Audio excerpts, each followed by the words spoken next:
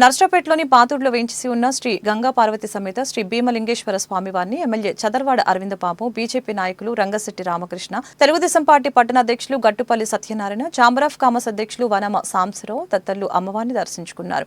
Committee సభ్యులు వారిని సన్మానించి తీర్థ ప్రసాదాలు అందజేశారు.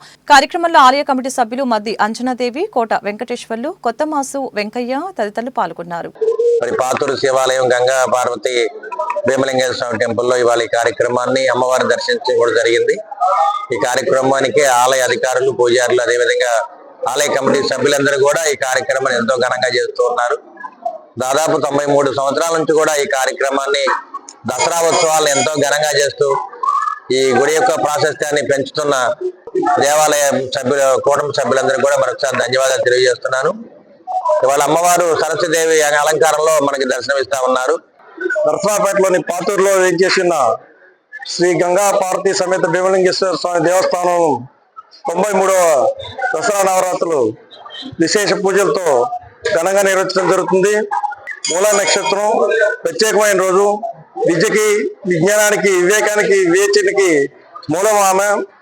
ఆ సరస్వతి రూపాన్ని మనం ఏదైతే తలుచుకుంటామో విద్య ద్వారా, వాక్కు ద్వారా అవన్నీ సిద్ధిస్తే నమ్మకం ఉంది. వరదే కామరూపిణి అంటారు.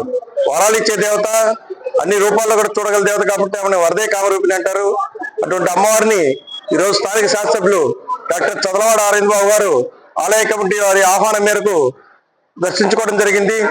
శ్రీ గంగా పార్వతి సమేత భీమలింగేశ్వర స్వామివారి దేవస్థానంలో శరన్నవరాత్రుల సందర్భంగా అలంకారం, సరస్వతీదేవి అలంకారం, మూలా నక్షత్రం ద్వారా ఈ రోజున సరస్వతి నమస్తుభ్యం వరదే కామరూపిణి విద్యారంభం కరిష్యామి అన్నట్టుగానే అమ్మవారు ఈ విద్యని ప్రసాదించే రోజు కావున ఈ రోజున అందరూ కూడా ఎక్కడెక్కడ వాళ్ళు కూడా సరస్వతీదేవి దగ్గర కూర్చొని పిల్లలకి అక్షరాభ్యాసం జరుపుకుంటుంటారు.